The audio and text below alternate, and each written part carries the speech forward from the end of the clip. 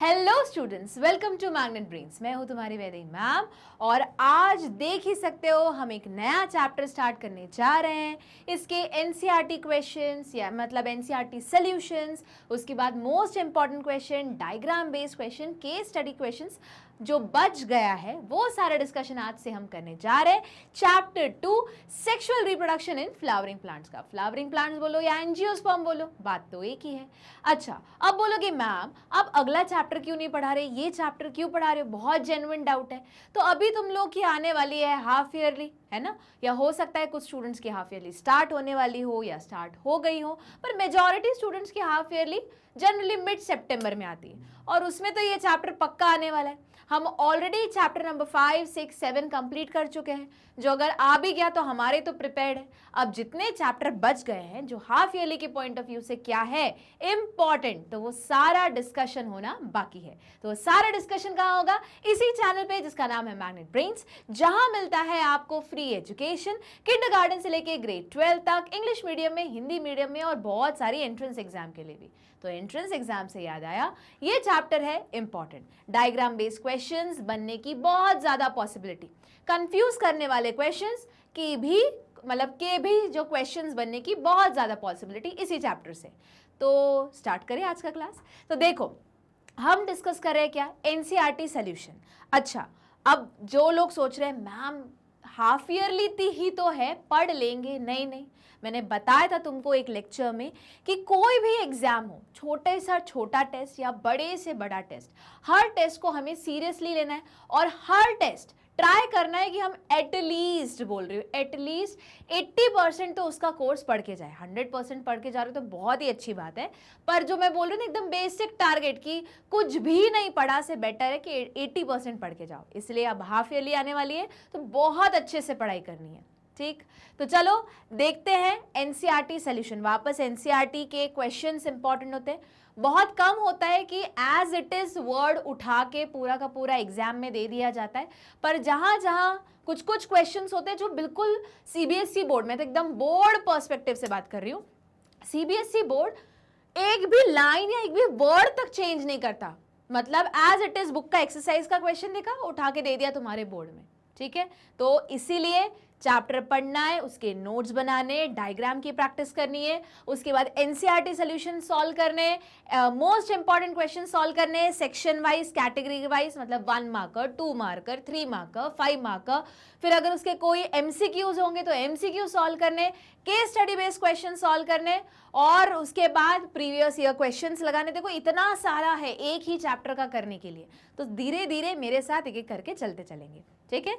तो सबसे पहले है एनसीईआरटी सॉल्यूशन। तो जल्दी बताओ तरीका क्या है। अगर हमने ये पहला क्वेश्चन देख लिया तो तरीका क्या है, कीवर्ड को करना है अंडरलाइन। हमेशा जब तक तुम्हारी एग्जाम होने जाती, प्लीज ये तरीका अपना लो। उसका रीजन है कि जब तुम कीवर्ड को करोगे अंडरलाइन, 5 सेकेंड लो, 10 सेकेंड लो, अरे पूरा 1 मिनट ले लो, ठीक। उससे रिलेटेड जो भी कुछ याद आ रहा है ना, प्लीज उसको रिवाइज कर लो। अब मैं क्यों बार बार प्लीज बोल रही हूँ, उसका रीजन है जितना रिविजन करोगे उतना जल्दी तुम्हारी ब्रेन की short term memory long term memory में कन्वर्ट होती चलेगी। देखो याद रखो, हमारा ब्रेन बहुत सारी चीजें नहीं स्टोर कर सकता, मान लो ये फैक्ट, ठीक है, पर हाँ अगर बार बार रिवाइज किया जाए तो वो सारा इतना सारा भी सब स्टोर कर सकता है। और तुम लोग गलती ही यही करते हो कि सपोज कल एग्जाम है तो आज पढ़ने बैठोगे या फिर 1-2 दिन पहले पढ़ने बैठोगे, जब एग्जाम आती है रिविजन होता नहीं है, सब चीजें दिमाग में उलझ जाती है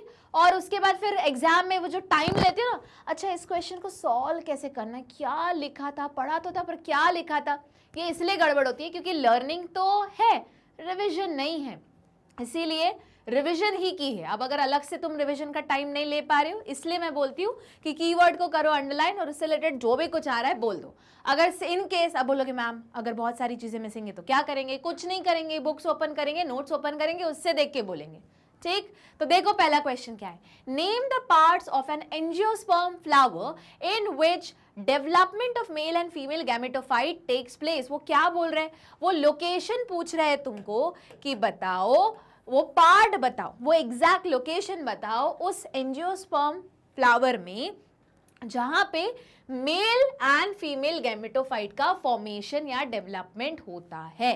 तो मुझे बताओ कहाँ हो। अच्छा सबसे पहले बताओ, मेल गैमेटोफाइट यानी कि वो मेल गैमेट के बारे में बात कर रहे हैं, ठीक है। मेल गैमेट होता किसके अंदर है? पोलन ग्रेन्स के अंदर। देखो मैं रिवर्स में लेके जा रही हूँ, ठीक है। पोलन ग्रेन्स के अंदर होता है, ठीक है। पोलन ग्रेन्स वो येलो येलो पाउडर जैसे है ना, नॉर्मल लगाने वाले नहीं, फ्लावर को जब छुओगे तो कुछ येलो येलो डस्ट जैसे आता है, उसको पोलन ग्रेन बोलते हैं, ठीक। पोलन ग्रेन कहाँ होता है? तो अगर याद होगा तो जैसे ही जो एंथर रहता है, जिसमें जिस जगह से वो येलो येलो पाउडर निकलती रहती है, जिसको हम पोलन ग्रेन बोलते हैं, तो वो जिस जगह पे रहता है उसको पोलन सैक बोलते हैं, और पोलन सैक जिस जगह पे होता है उसको एंथर बोलते हैं। याद आया? चलो अब बताओ फीमेल गैमेटोफाइट। तो फीमेल गैमेटोफाइट यानी कि एकदम प्रीसाइजली बात करें तो एग के बारे में बात की जा रही है। कहाँ पे है ये? एक एम्ब्रियो सैक के अंदर है, मैच्योर एम्ब्रियो सैक के अंदर है। बहुत बढ़िया। मैच्योर एम्ब्रियो सैक कहाँ पे है? ओव्यूल के अंदर है। ओव्यूल कहाँ है? ओवरी के अंदर है। ओवरी कहाँ पे है?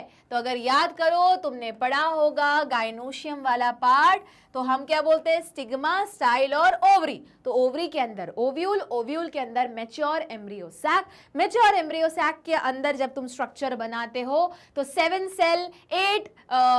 सेल्ड 8 न्यूक्लिएटेड स्ट्रक्चर में से एक जो एग दिखता है वो है बेसिकली हमारा फीमेल गैमेटोफाइट।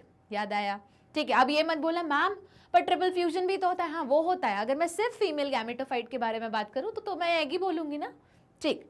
अब क्या बोला है उन्होंने? देखो हमने सारा डिस्कस कर लिया। वो पूछ रहे बताओ बाबा, लोकेशन बता दो, name the parts of angiosperm flower. वो लोकेशन बताओ जहां पे डेवलपमेंट हो रहा है किसका? मेल एंड फीमेल गैमेटोफाइट का। तो देख लो, द मेल गैमेटोफाइट और the pollen grain develop inside the pollen chamber। pollen chamber बोला था या मैंने बोला था एक थैली जैसी होती है pollen sac। chamber बोलो, sac बोलो, ठीक। of the anther, कहाँ बोला था? एंथर में। याद करो, जब तुम फ्लावर बनाते हो तो कुछ ऐसा बनाते हो, तो ये फिलामेंट रहती है और ये ऐसा जो बाइलोब्ड बनता है, ठीक है। तो वो क्या रहता है? कुछ और नहीं बल्कि एंथर रहता है, ठीक। Whereas the female gametophyte, also known as embryo sac, develops। अब देखो याद करो मैंने क्या बोला था कि जो फीमेल गैमेटोफाइट है वो होता किसके अंदर है, जिसको इन जनरल तुम एम्ब्रियो सैक भी बोल सकते हो, वो किसके अंदर होता है? ओव्यूल के अंदर। अब वो ओव्यूल कहाँ से आया? तो देखो जरा, develop inside the nucellus of the ovule. मैंने बहुत इन जनरल ब्रॉड टर्म्स में बोल दिया, अब और ये स्पेसिफिक करते जा रहे हैं कि कहाँ मिल रहा है वो एम्ब्रियो सैक। वो मिल रहा है ओव्यूल में, पर ओव्यूल में भी अब और स्पेसिफिकली डेवलप कहाँ हो रहा है? Develop inside the nucellus of the ovule from the functional megaspore. अब बोलोगे मैम आपने तो इतना बोला था, ये क्या क्या लिख के आए हो? अच्छा, अगर याद करो तो तुम्हारी बुक में भी लिखा है, फिर से मैं बता देती हूं कि 4 मेगास्पोर टेट्राड बनते हैं। याद है? कुछ ऐसा डायग्राम है तुम्हारी बुक में, कुछ इस तरह से। यहाँ के जो बाहर वाले सेल है उनको न्यूसेलस बोला गया है, ये पूरा ओव्यूल का स्ट्रक्चर है, और ऐसे कुछ 4 इस तरीके का कुछ स्ट्रक्चर मिला, तो ये चारों क्या है? मेगास्पोर टेट्राड है।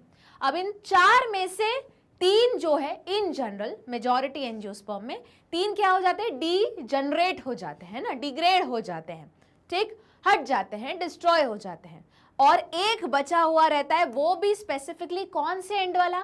माइक्रोपाइलर एंड वाला बचा हुआ रहता है। कुछ कुछ याद आ रहा है? तो ये वही लिखा हुआ है कि फीमेल गैमेटोफाइट डेवलप हुआ। कहां से हुआ?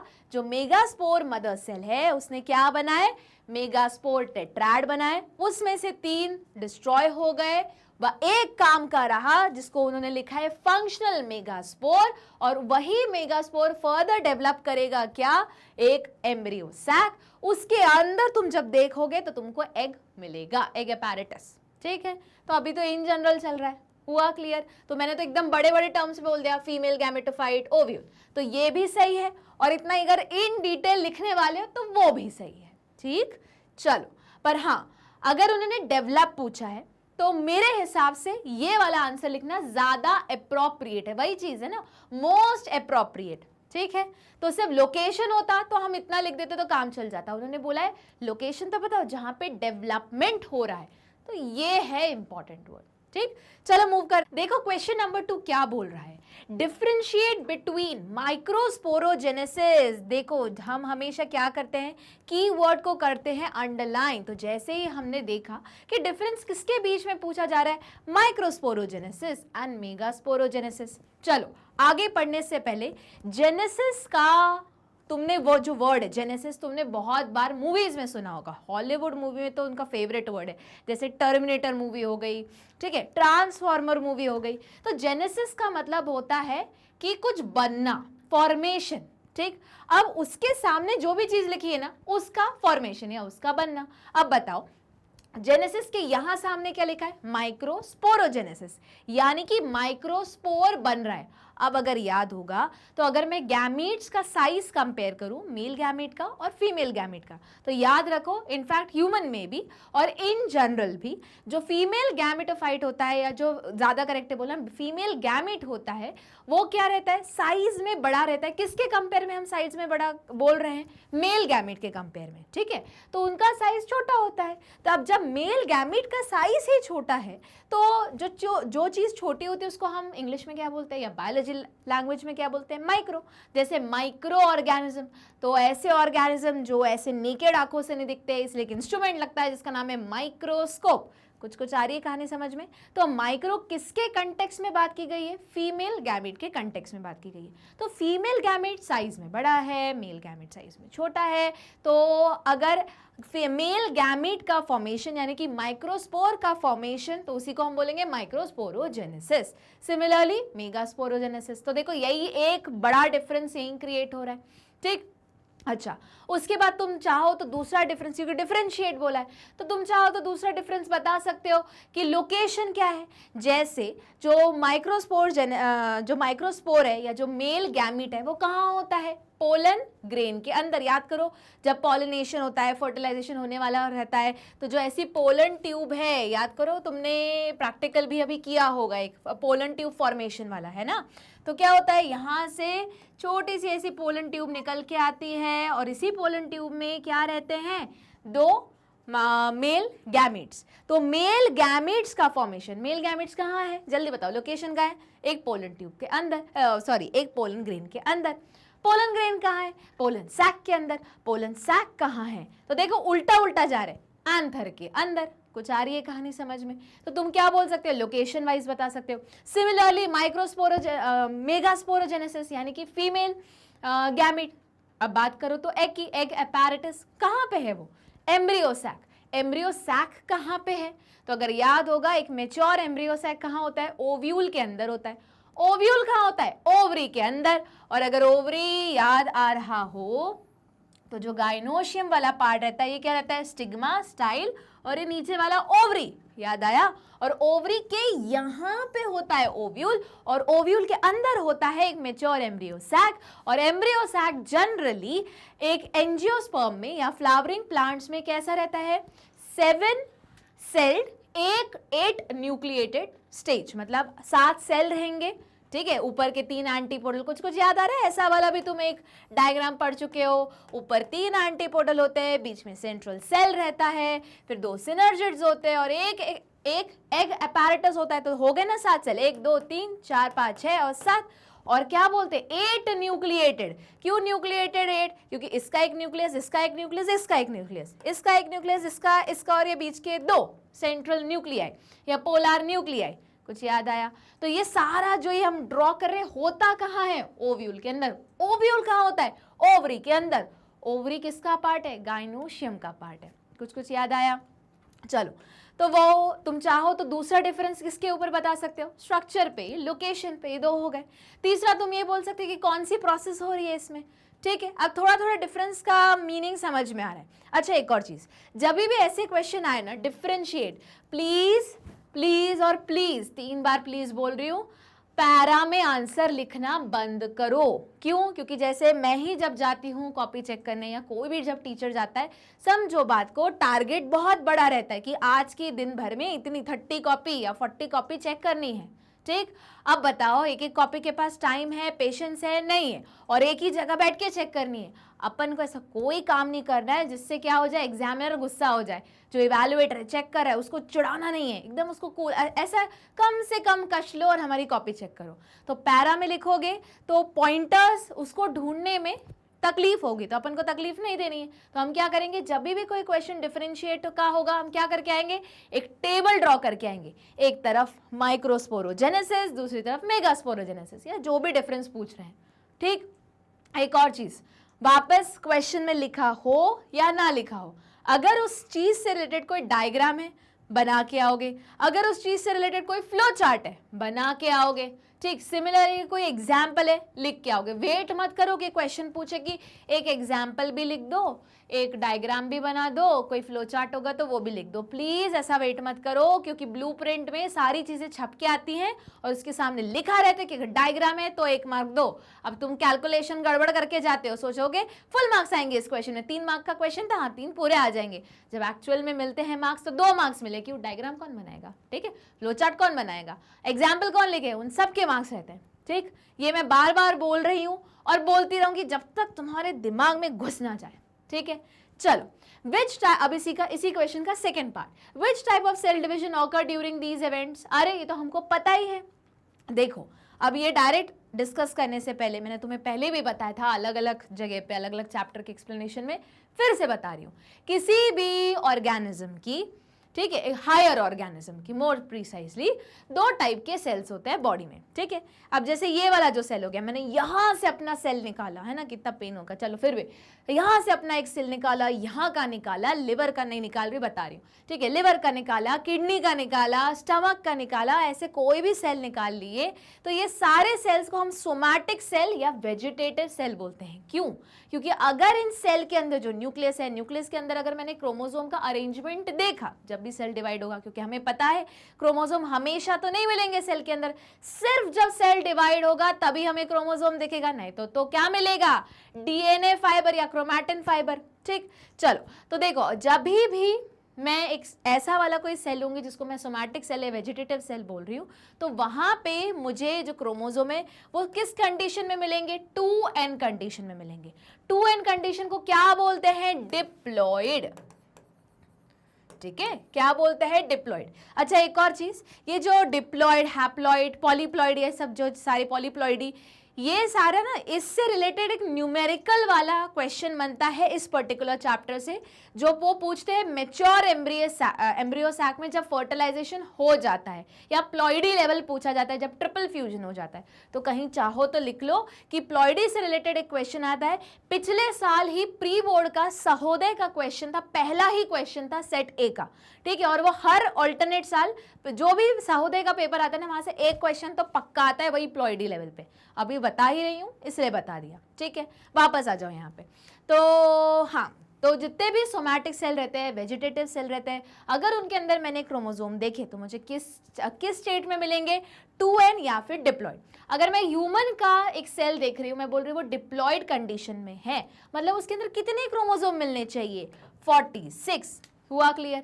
अच्छा, दूसरे जो टाइप ऑफ सेल होते हैं हमारी बॉडी में, देखो समझो बात को, ये जो सोमैटिक सेल है या वेजिटेटिव सेल है, ये वो सेल है जो मैं अपने मरने तक खुद को जिंदा रखने के लिए यूज करने वाली हूं। ठीक, अच्छा, अब एक और सेल होते हैं जो मैं बोल रही हूँ कि दूसरे टाइप के भी सेल्स होते हैं, जिनको हम बोलते हैं जर्म सेल या फिर रिप्रोडक्टिव सेल। ठीक है, ये वो सेल है जो मैं नहीं यूज करूंगी, मैं अपनी अगली जनरेशन को पास करूंगी, या कोई भी ऑर्गेनिज्म अपनी अगली जनरेशन को पास करेगा, यानी कि अगली जनरेशन उन्हीं सेल से मिलके बनेगी। हुआ क्लियर? अब जैसे अगर ह्यूमन की बात करूं तो मैं बोल रही थी कि जितने भी सोमैटिक सेल है, वेजिटेटिव सेल है, उसमें प्लॉइडी नंबर क्या रहेगा, डिप्लॉइड रहेगा, 2n रहेगा, क्रोमोसोम 46 के बराबर होगा। अब जो रिप्रोडक्टिव सेल है या जर्म सेल है, ठीक है, उनमें क्रोमोसोम नंबर क्या रहेगा, इसका आधा 23, या फिर 2n का n बन जाएगा, या फिर डिप्लॉइड की जगह पे बोलो हैप्लॉइड। अब क्यों, समझो बात को। सपोज करो फीमेल से आए 23, फीमेल से कैसे आएंगे, ओवम के थ्रू, मैं ह्यूमन बीइंग की बात कर रही हूँ, ठीक है। और मेल में आए वापस 23 स्पर्म के थ्रू, वापस 23 फ्यूज हो गए, फ्यूजन को ही फर्टिलाइजेशन बोलते हैं। क्या बना फर्टिलाइजेशन के बाद, जाइगोट। वापस 23 मिलके क्या बन गए, 46 बन गए। तो ये जो नंबर है ये हमको मेंटेन करना रहता है, इसीलिए ये जो नॉर्मल सेल्स के अंदर जितने क्रोमोसोम रहते हैं 2 सेट में, उसका सेट नंबर आधा किया जाता है। हुआ क्लियर? तो यही जब आधा किया जाता है, ये 11th में पढ़ चुके हो कि अगर कोई ऐसा डिवीजन करना है जिसमें क्रोमोसोम नंबर को हाफ करना है, तो हाफ करना है यानी कि रिडक्शन करना है, रिडक्शन यानी कि रिडक्शनल डिवीजन किसको बोलते हैं, मियोसिस को बोलते हैं। बहुत बढ़िया, ठीक। तो वही पूछ रहे which type of cell division occur during this event, meiosis होता है, और कौन सा होगा, ठीक। Name the structure formed at the end of this 2 event. अब वो पूछ रहे बताओ ये सब मियोसिस हो जाने के बाद आखिरी में कौन से स्ट्रक्चर बनते हैं। तो देखो ये भले उन्होंने यहाँ पे लिखा है, पर चाहो तो ये खुद जो इंडिविजुअल क्वेश्चन है वो खुद डिफरेंस के फॉर्म में भी लिखा जा सकता है, अलग से भी लिखा जा सकता है, ठीक है। अच्छा, अब ये तो भैया ये इस क्वेश्चन से रिलेटेड हुआ, 2 मिनट में हम इसका आंसर भी देख लेंगे। वैसे तो आंसर हमने डिस्कस कर ही लिया है सारा, पर फिर भी अब मुझे बताओ, मैं एक क्वेश्चन दे रही हूं कि अगर जर्म सेल के फॉर्मेशन के लिए या गैमीट के फॉर्मेशन के लिए मियोसिस होना इंपॉर्टेंट है, यानी कि रिडक्शनल डिवीजन होना इंपॉर्टेंट है, यानी कि 2n का n बनना इंपॉर्टेंट है, तो मुझे बताओ कि अगर ये क्रोमोसोम नंबर जो सोमैटिक सेल में है या वेजिटेटिव सेल में है, इनका अगर नंबर सेम रखना है, ध्यान से सुनना, इनका अगर नंबर सेम रखना है तो कौन सी प्रोसेस लगानी पड़ेगी, ठीक। उस प्रोसेस का पहला नाम जैसे मियोसिस है, वैसे इसी प्रोसेस का कुछ और नाम है, और उसका जैसे रिडक्शनल डिवीजन बोल रही हूँ तो एक और नाम है जो मैं पूछ रही हूँ। तो एक ही प्रोसेस है, उसके 2 नाम है। ये हुआ पहला क्वेश्चन। सेकेंड क्वेश्चन, तो मुझे बताओ ये जो प्रोसेस होगी इसकी लोकेशन कहाँ होगी। मतलब अगर मैं बोलूं इन जनरल, अगर मैं प्लांट्स में देख रही हूँ, ठीक है, प्लांट्स में देख रही हूँ या ह्यूमन बॉडी में देख रही हूँ, लोकेशन बहुत सारी है, मैं कोई एक लोकेशन मांग रही हूँ तुमसे, ठीक है। जरा सोचोगे तो आ जाएगा समझ में मैं क्या क्वेश्चन पूछ रही हूँ। मैं वापस रिपीट कर देती हूँ, मैंने बोला जैसे मियोसिस होता है जिसमें क्रोमोसोम नंबर आधा कर दिया जाता है, उसको रिडक्शनल डिवीजन बोलते हैं, वैसे एक और प्रोसेस होती है जिसमें क्रोमोसोम नंबर को सेम रखा जाता है। उस प्रोसेस के 2 नाम है, दोनों नाम बताओ पहले तो, ठीक। और मुझे जरा लोकेशन बताओ उन दोनों प्रोसेसेस का, कहाँ पे, प्लांट्स में भी और साथ में ह्यूमन या फिर एनिमल में भी। हुआ क्लियर? अब देखो अगर इन केस ये नहीं आ रहा, मैं खुद जब वीडियो अपलोड हो जाएगा मैं खुद आंसर लिख के आऊँगी, ठीक है। तो आंसर मिलने के लिए थोड़ा लिखना पड़ेगा, पता करना पड़ेगा क्या हम जो लिख रहे हैं वो सही लिख रहे कि नहीं। क्वेश्चन हुआ क्लियर? तो ये मेरे को क्या है, ये है तुम्हारा इन बिटवीन क्वेश्चन, ठीक है। वापस इसका आंसर कहाँ से मिलेगा, 11th की बुक से। इसका आंसर कहाँ से मिलेगा, इस वाले का भी 11th की बुक से, इस वाले का भी 11th की बुक से। वैसे तो 12th की बुक में भी मेंशन्ड है, पर फिर भी 11th की बुक से। अगर मैं अब तुम्हें चैप्टर ही बता दिया तो बहुत थोड़ा पढ़ लो ना, चलो बता देती हूँ। ये चैप्टर नंबर 10 में मिलेगा 11th की बुक की, और ये मिलेगा तुम्हें प्लांट्स वाला, टिश्यूज वाले चैप्टर में, प्लांट टिश्यू और एनिमल टिश्यू। हुआ क्लियर? अब थोड़ा थोड़ा कुछ कुछ क्लू मिल रहा होगा। तो ये तो तुमने जो सेकंड क्वेश्चन है ना, ये तुमने 10th में 9th में भी पढ़ा हुआ है, वही टिश्यू चैप्टर के अंडर में, ठीक है। चलो अब इसका आंसर देख लेते, क्या है इसका आंसर। देखो हुआ डिफरेंस हमेशा कैसे बनाओगे, टेबल में बनाओगे, टैबुलर फॉर्म में बनाओगे, ठीक है। Microsporogenesis, it is a process of formation of microspore tetrad from a microspore mother cell through meiosis. याद करो जो टेट्रैड बनता है माइक्रोस्पोर पे, टेट्रैड 4 टेट्रैड बनते हैं। याद आया? कुछ याद आ रहा है? याद आ रहा होगा। चलो आगे देख लेते हैं। तो उसी को हम क्या बोलते हैं, टेट्रैड बोलते हैं, ठीक है। अच्छा, अब इसी को माइक्रोस्पोर मदर सेल का शॉर्टकट कभी कभी तुमने पढ़ा होगा, बुक में भी लिखा है एमएमसी। तो एमएमसी माइक्रोस्पोर मदर सेल को भी बोल रहे हैं, सेम एमएमसी यहाँ पे मेगास्पोर मदर सेल को भी बोल रहे हैं। तो याद रखो, अब ये सेम जैसा है ना, एमएमसी, उसके बाद मेगास्पोर के लिए, माइक्रोस्पोर के लिए, सेम ऐसा ही कोई टर्म तुम्हारा जो इसका अगला चैप्टर है ह्यूमन रिप्रोडक्शन, वहां भी यूज किया गया है। तो याद रखना है अपन को जनरली कि ये वाली जो स्टेज है, मतलब माइक्रोस्पोर मदर सेल, ये रहेगी डिप्लॉयड, मतलब ये रहेगी 2n में। बस ये क्या करेगी, खुद का रिडक्शनल डिवीजन कराएगी और अब इसके बाद जो बनेगा वो सारा क्या बनेगा, हैप्लॉइड बनेगा। ठीक है, कौन सी प्रोसेस के थ्रू, मियोसिस। ठीक, अच्छा एक और चीज, जैसे मैं बता रही थी कि जेनेसिस का मतलब होता है फॉर्मेशन या कुछ बनना, तो अगर सेम लॉजिक लगाओ तो मुझे बताओ oogenesis का मतलब क्या हुआ और स्पर्मेटोजेनेसिस का मतलब क्या हुआ। हुआ क्लियर? देखो अब सेम लॉजिक लगाना है कि बायो में कहीं भी जेनेसिस दिख जाए मतलब फॉर्मेशन, और जेनेसिस के सामने जो लिखा होगा उसका फॉर्मेशन। जैसे बोला oogenesis, तो ऊ का मतलब होता है ओवम का फॉर्मेशन या ओवा का फॉर्मेशन, और फिर बाद में लिखा है जेनेसिस। तो ऐसी प्रोसेस जिसमें क्या बन रहा है, फीमेल गैमिट का फॉर्मेशन हो रहा है, यानी कि ओवम का फॉर्मेशन हो रहा है, लो इसको बोल दो oogenesis। ठीक, सेम कैसा आएगा, सेम लॉजिक अप्लाई करोगे किसमें, स्पर्मेटोजेनेसिस में। ठीक, तो देखो वापस आ जाते हैं इसी पे, तो माइक्रोस्पोरोजेनेसिस, मेगास्पोरोजेनेसिस, तो होता क्या है यहाँ पे, माइक्रोस्पोर टेट्राड का फॉर्मेशन होता है, किससे, माइक्रोस्पोर मदर सेल से, जो कैसी रहेगी, 2n या फिर डिप्लॉयड इन नेचर, जो खुद को रिडक्शनल डिवीजन करेगी through the process of meiosis और बनाएगी n सेल। ठीक, आ जाओ जरा मेगास्पोरोजेनेसिस पे। It is the process of formation of 4 microspore from a megaspore mother cell in region of the nucellus through meiosis. हुआ क्लियर इतना? आगे आते हैं।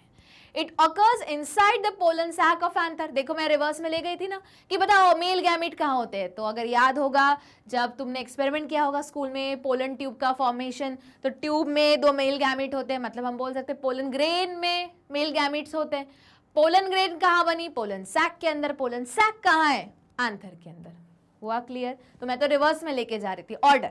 चलो, इट ऑकर्स इनसाइड ओव्यूल। देखो मैंने बोला था कि जो फीमेल गैमेटोफाइट है, या मोर प्रिसाइजली जो एग अपैरेटस है, वो कहाँ है, मैच्योर एम्ब्रियो सैक के अंदर। एम्ब्रियो सैक कहाँ है, ओव्यूल के अंदर। ओव्यूल कहाँ है, ओवरी के अंदर। हुआ क्लियर? देखो तो वही उन्होंने लिखा हुआ है।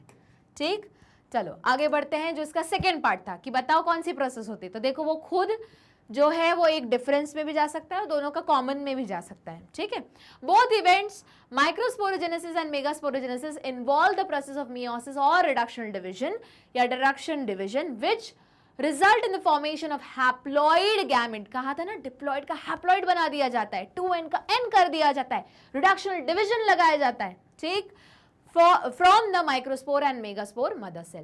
Microsporogenesis result in the formation of haploid microspore from a diploid microspore mother cell. On the other hand, megasporogenesis result in the formation of haploid megaspore from a diploid megaspore mother cell. ठीक, आगे question number 3. Arrange the following term in correct developmental sequence. तो ये question आना fix है, fix. हाँ, इस form में इतना डायरेक्ट भी नहीं दे देंगे, स्टार बनाओ, लिखो इसके ऊपर MCQ। तुम्हारे 12th बोर्ड में कुछ पोर्शन MCQ आने वाला है इस बार, है ना। केस स्टडी हो गया, MCQ हो गया, असर्शन रीजन हो गए, लॉजिकल क्वेश्चंस हो गए, तो उसमें ये वाला आएगा।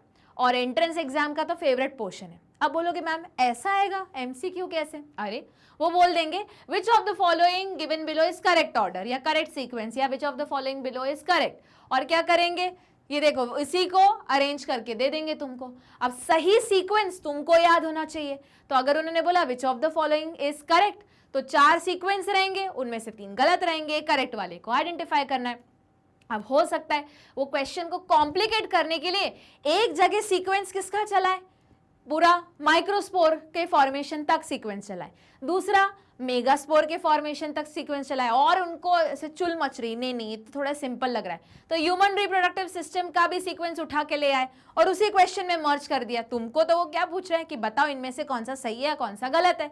अगर उन्होंने पूछ लिया कि इनमें से बताओ कौन सा गलत है, तो वो पक्का क्या करेंगे, चैप्टर नंबर 2 और चैप्टर नंबर 3 ह्यूमन रिप्रोडक्शन के क्वेश्चंस को, सिर्फ सीक्वेंस को, देखो इंडिविजुअल सीक्वेंस तो इंडिविजुअल है ना, उसको ऊपर वाले ऑप्शन से कोई लेना देना नहीं, तो सीक्वेंस को क्या कर देंगे, मर्ज कर देंगे। ठीक, तो इसके ऊपर लिखो MCQ, इस पर्टिकुलर क्वेश्चन के ऊपर लिखो MCQ।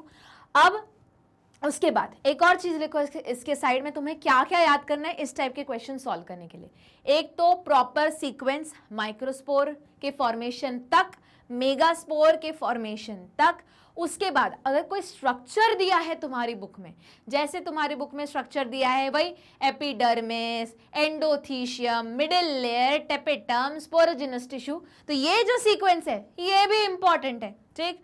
तो तीसरा सारे सीक्वेंसेस सेम लॉजिक लगेगा chapter number 3 human reproductive system में, जहां पे वो पूरा कहाँ स्पर्म एग्जैक्ट बन का रहा है, एकदम बाहर टेस्टिस फॉलोड बाय दिस ऐसे ऐसे करते करते या तो आउटसाइड टू इनसाइड आएंगे या इनसाइड टू आउटसाइड जाएंगे, ठीक।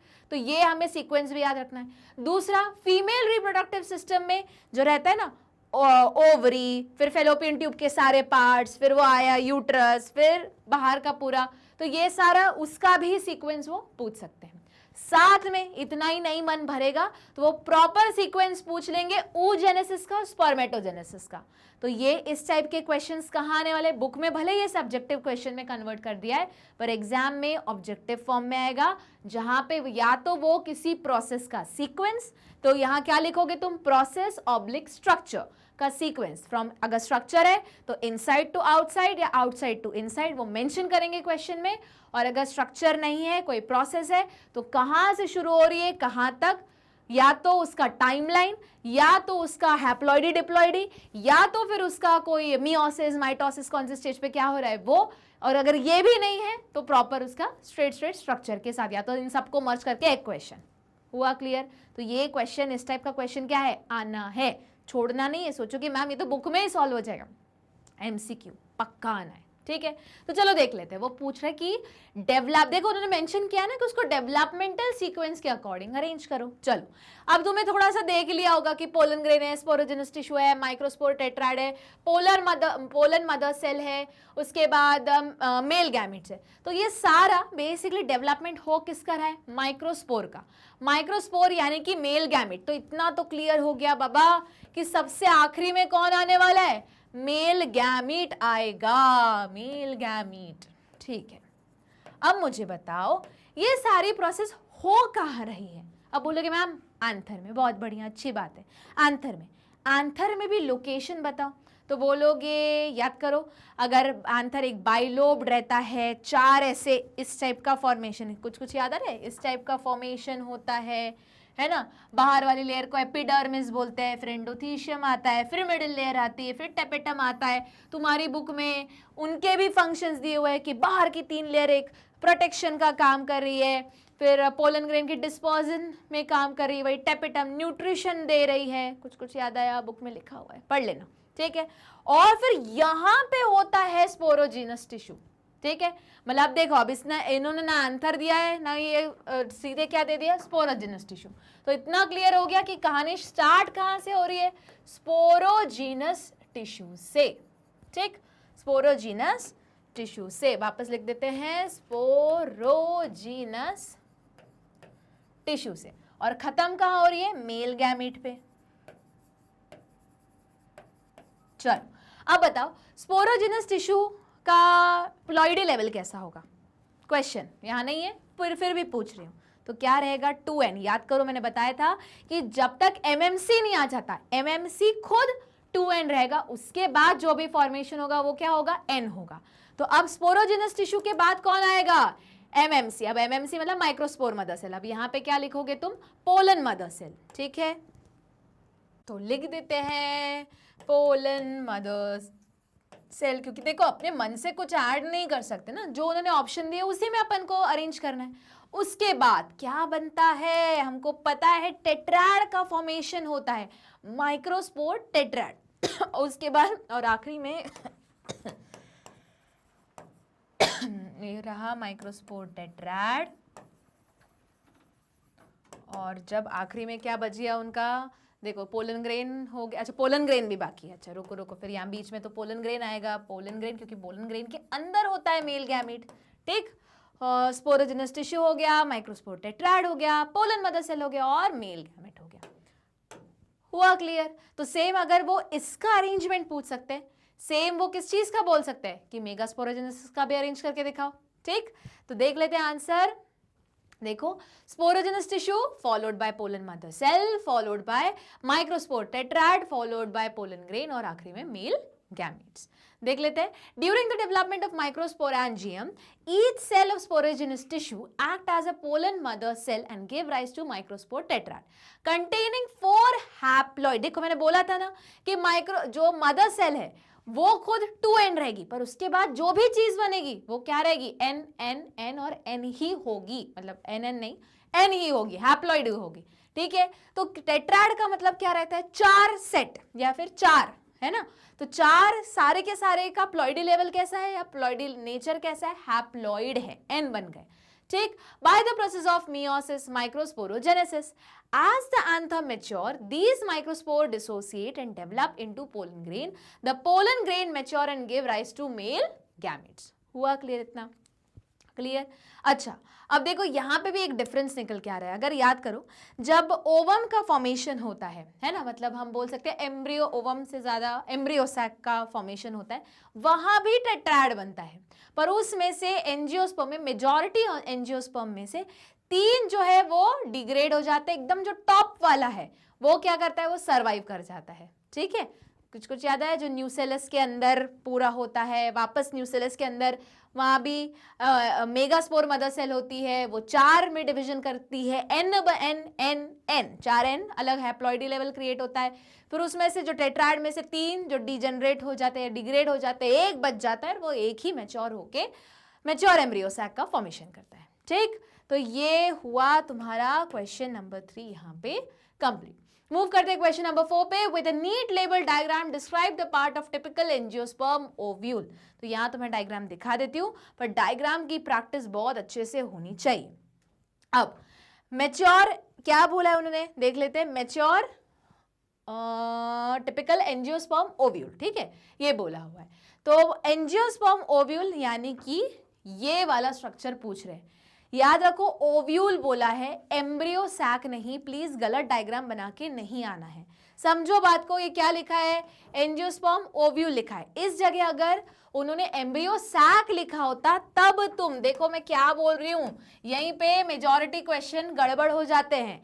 पूछा है ओव्यूल, तुम्हारे दिमाग में तो वही 7 सेल 8 न्यूक्लिएटेड स्टेज फिक्स है, पढ़ भी नहीं रहे पूरे क्वेश्चन की. अरे यहाँ तो ओव्यूल पूछा जा रहा है बाबा, एम्ब्रियो सैक नहीं. पर नहीं, मैम ने बोला ये डायग्राम बहुत इंपॉर्टेंट है, तो जिससे क्या पढ़ोगे तुम, ऐसे ही करते हो, है ना. लेवल डायग्राम ठीक है बनाना है, और हाँ वही पूछा होगा. ये वाला डायग्राम जिसमें 3 एंटीपोडल होते हैं, सिनर्जिड, एक एपैरेटस, 2 पोलर न्यूक्लियाई वाला डायग्राम नहीं पूछ रहे हैं, इसलिए बार बार बता रही हूँ. किसका डायग्राम पूछा जा रहा है, ओव्यूल का, जिसके अंदर जो अभी मैंने बनाया वो होता है.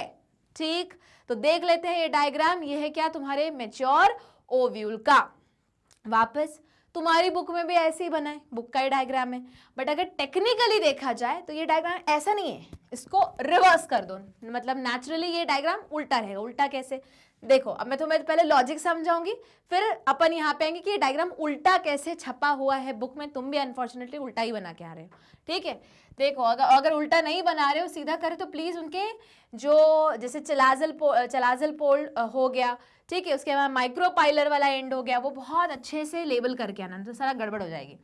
ये वाला जो तुम ऑलरेडी पढ़ चुके हो वहां से मैं थोड़ा रेफरेंस लेके आ रही हूँ कि वो वाला उल्टा तो उल्टा कैसे.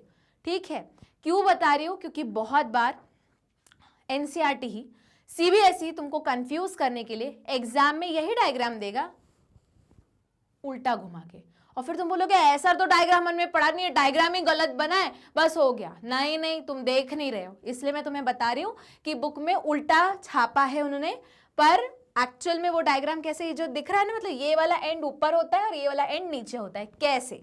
अच्छा, अगर याद करो ये हमारा गाइनोशियम है, ठीक है, उसके बाद ये क्या हुआ, स्टिग्मा, स्टाइल एंड ओवरी. ठीक, ओव्यूल का डायग्राम पूछा, मतलब अंदर का डायग्राम पूछा. अभी मैं ओव्यूल के डायग्राम पे आ ही नहीं रही हूँ. ये बताओ, ये तो तुम पढ़ चुके हो, यहाँ पोलन ग्रेन आते हैं, स्टिक होते हैं. ठीक है, पोलन ग्रेन से क्या बनता है, pollen tube. Pollen tube travel करती है और ऐसे जाके ऐसे एंटर करती है. ये तो बचपन से चीज पड़ी हुई है, इसलिए वापस लेके आ रही हूँ. ठीक है, मतलब इतना क्लियर हो गया मैम कि पोलन ट्यूब नीचे से एंटर करती है. चलो, है ना, मैं तो एकदम कॉमन सेंस वाली चीजें से समझा रही हूँ कि वो उल्टा कैसे. अब बताओ इस डायग्राम में आओ. इस डायग्राम में मुझे ये बताओ, हर चीज पैक है सिवाय एक ओपनिंग को छोड़ के, जहां पे थोड़ा स्पेस छूटा हुआ है, उस ओपनिंग को हम क्या बोलते हैं? ये देखो क्या बोलते हैं, माइक्रोपाइल या माइक्रोपाइलर एंड, ये वाला जहां ओपनिंग दिख रहा है। अब क्या होगा पता है, अगर याद हो रहा हो तो ये वही जगह है, यहाँ खाली पता है क्यों छोड़ी गई है?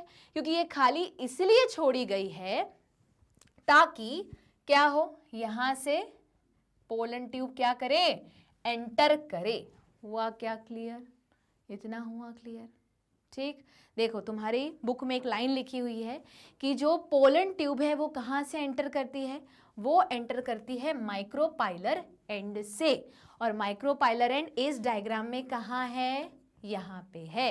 तो पोलन ट्यूब कहाँ से एंटर करेगी? माइक्रोपाइलर एंड से। हुआ क्लियर?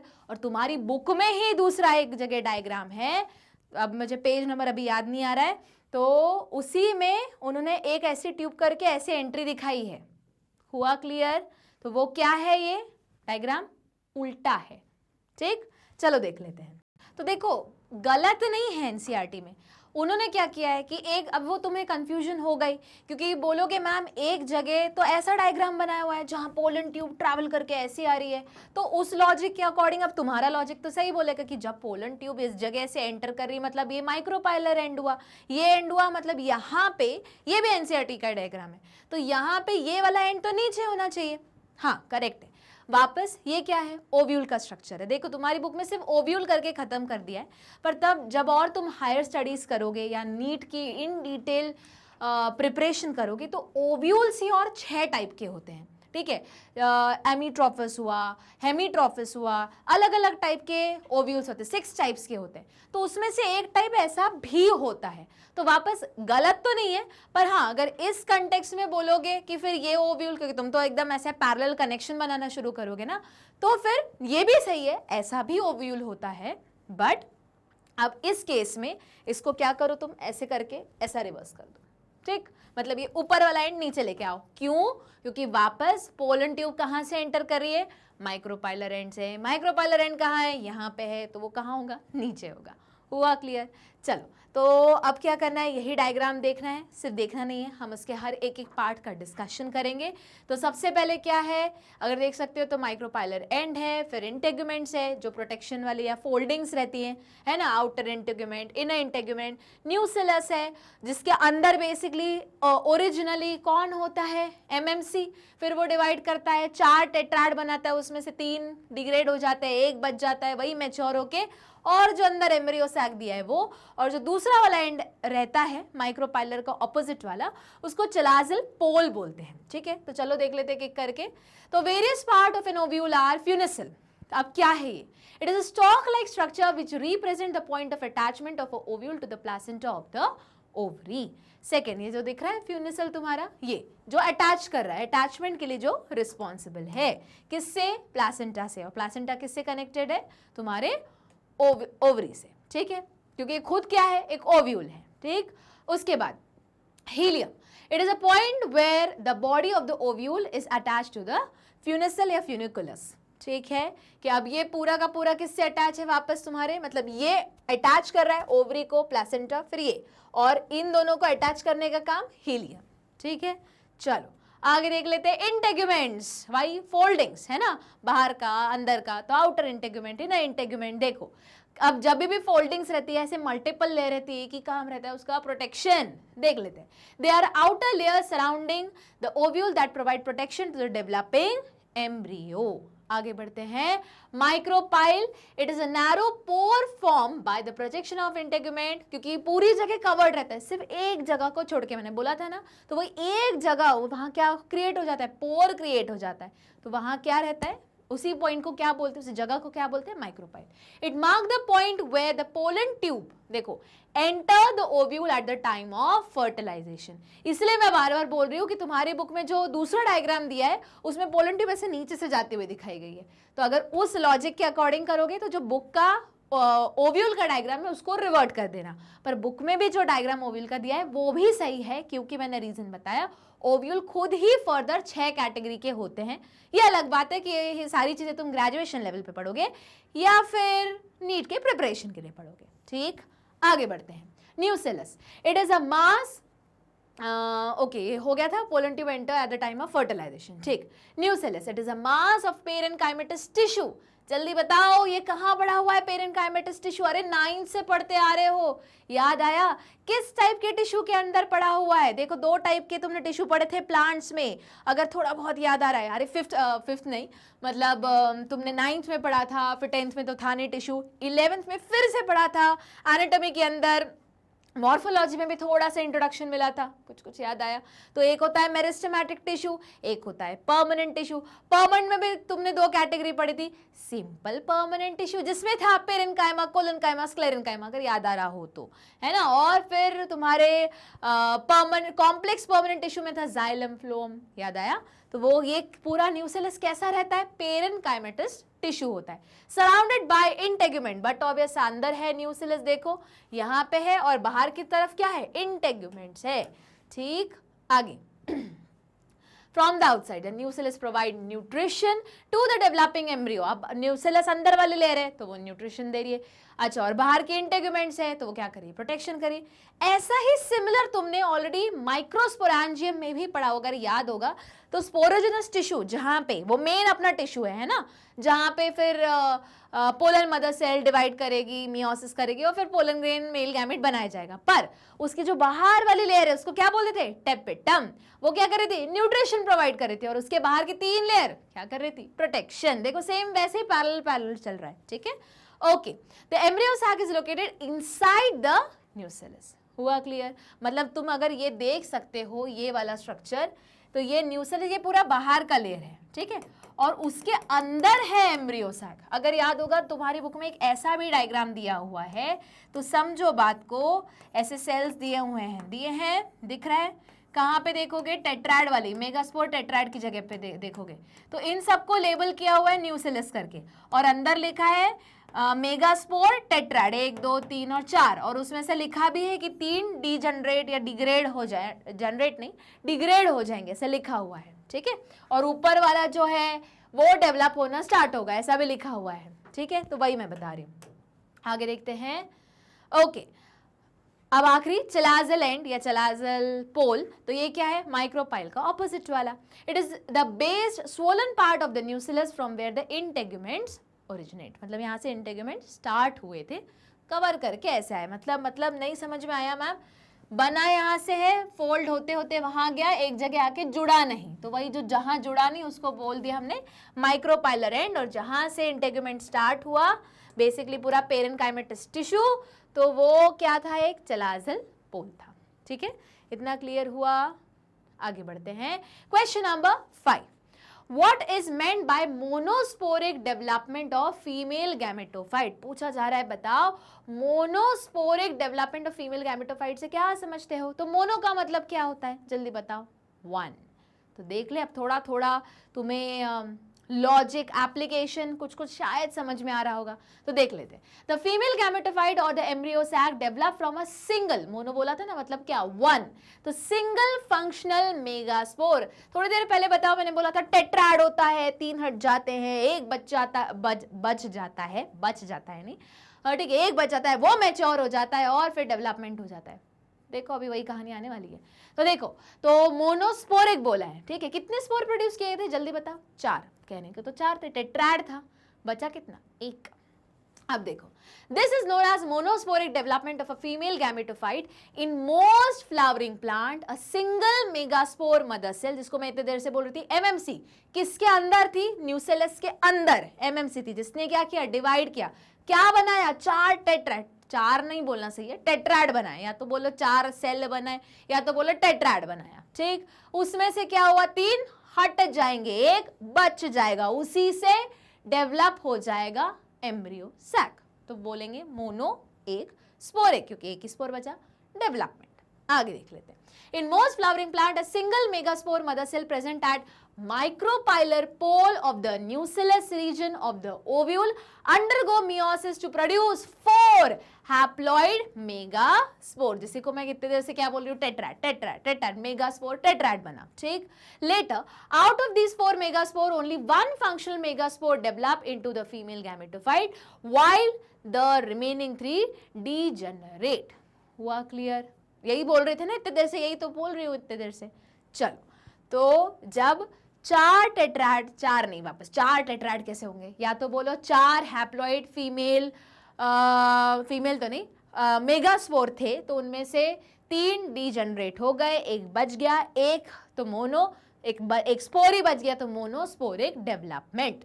ठीक, चलो, तो ये अच्छा क्वेश्चन है, ये वो क्वेश्चन है जो लीड दिलवाएगा। अगर क्वेश्चन पेपर के लेवल को थोड़ा टफ करना है तो ये क्वेश्चन पक्का पूछेंगे, क्योंकि मोनोस्पोरिक तो जनरली लोग भूल, याद है एकदम सिंपल है, पर गलत लिख के आएंगे, कुछ और लिख के आ जाएंगे। ठीक, चलो देखते हैं question number 6। With a NEET diagram explain 7 sailed 8 nucleated या 8 nucleate nature of female gametophyte. देखो क्या लिखा है, या तो ऐसा लिखो या तो बोलो मैच्योर एम्ब्रियो सैक का डायग्राम बनाओ। देखो फिर से बोल रही हूं, क्या लिखा है यहाँ पे, 7 सेल 8 न्यूक्लिएट, मतलब जो मैं थोड़ी देर पहले बता रही थी, या तो वो डायग्राम बनाओ या फिर वहां लिखेंगे कि ओव्यूल का डायग्राम बनाओ। तो ओव्यूल का डायग्राम अलग है और मैच्योर एम्ब्रियो सैक का डायग्राम अलग है। सिर्फ डायग्राम देखो और सिर्फ इतना देख लोगे फीमेल, हाँ फीमेल और बना के आ जाओगे, कुछ भी नहीं चलेगा। प्लीज क्वेश्चन को पूरी तरीके से पढ़ो, ठीक है। चलो तो देख लेते हैं, ये वही डायग्राम है जो मैं इतनी देर से बता रही थी कि जनरली ओव्यूल का पूछा जाता है, तुम लोग ये डायग्राम बना के आ जाते हो, फिर बोलते हो गलत क्यों हो गया, अरे डायग्राम तो ये पूछा ही नहीं था, तुम कुछ और बना के आ गए। ये पूछा था, ओवर कॉन्फिडेंस में ओव्यूल का डायग्राम बना के आ गए, तो वो भी गलत है। नहीं तो जनरली जो स्टूडेंट आते समझ में नहीं आ रहा यार कौन सा पूछ रहे क्वेश्चन, काम करते दोनों ही बना के आ जाता हूँ। अच्छी बात है, दोनों बना के आ गए, मार्क्स तो मिल जाएंगे, पर तुमने अपना टाइम वेस्ट कर लिया। क्यों टाइम वेस्ट किया, उतने टाइम में कोई दूसरा क्वेश्चन सॉल्व कर लेते हैं, तो वो भी गलत ही हुआ टेक्निकली। ठीक, तो चलो देख लेते हैं। तो ये हमें पता है 2 एंड्स होते हैं, एक को बोलते हैं हम क्या, माइक्रोपाइलर एंड। क्यों, क्योंकि वहां पे माइक्रो यानी छोटा सा, पाइलर मतलब पोर रह गया है, उसी पोर से कौन एंटर करने वाला है, पोलन ट्यूब। पोलन ट्यूब के अंदर कौन है, मेल गैमेट्स। पोलन ट्यूब कहां से निकली, पोलन ग्रेन से निकली। पोलन ग्रेन कहाँ है, ऊपर स्टिग्मा पे बैठी हुई है, वहां से स्टाइल से होते हुए पूरी पोलन ट्यूब आई और एंटर की माइक्रोपाइलर एंड पे। अब अगर एक को माइक्रोपाइलर एंड बोलते तो दूसरे को क्या बोलते हैं, चलाजिल एंड। चलाजिल एंड से ही एक्चुअली क्या डेवलप हुआ था, इंटेग्यूमेंट्स शुरू हुए थे, ओरिजिनेट हुए थे, है ना, और वो डेवलप होते होते ऐसे यहां तक पहुंचे थे। याद आया। चलो अब बताओ, माइक्रोपाइलर एंड पे 3 सेल्स मिलते हैं, क्योंकि देखो उन्होंने क्या बोला है 7 सेल, मतलब 7 सेल तो होना चाहिए।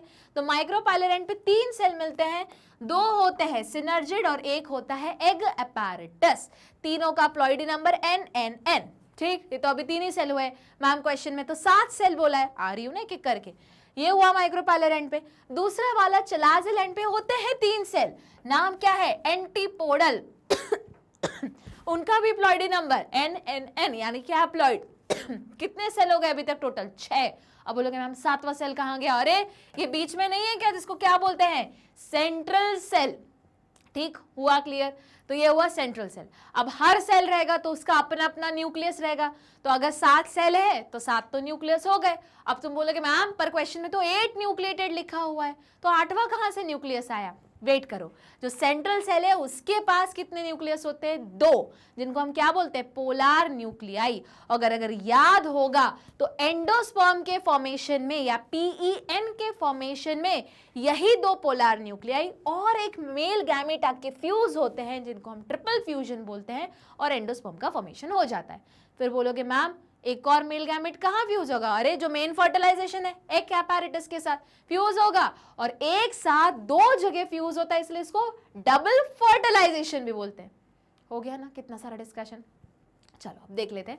The female gametophyte embryo sac develop from a single functional megaspore, क्या बोलते हैं इसको, मोनोस्पोरिक डेवलपमेंट। ठीक, देखो अब ना, अब इतनी बड़ी लाइन लिखने से अच्छा तुम चाहो अगर अपना टाइम बचाना है तो बोल दो it is a monosporic development, खत्म। अब मोनोस्पोरिक डेवलपमेंट का मतलब ये है कि एक सिंगल फंक्शनल मेगास्पोर से डेवलप हुआ, 4 स्पोर बने थे, MMC ने 4 स्पोर बनाए थे, उसमें से 3 डिग्रेड हो गए या डीजनरेट हो गए, ज्यादा करेक्ट है बोला, डीजनरेट हो गए, एक बच गया, एक जो बच गया वही मैच्योर हो गया, और इसी को हमने मोनोस्पोरिक डेवलपमेंट बोल दिया।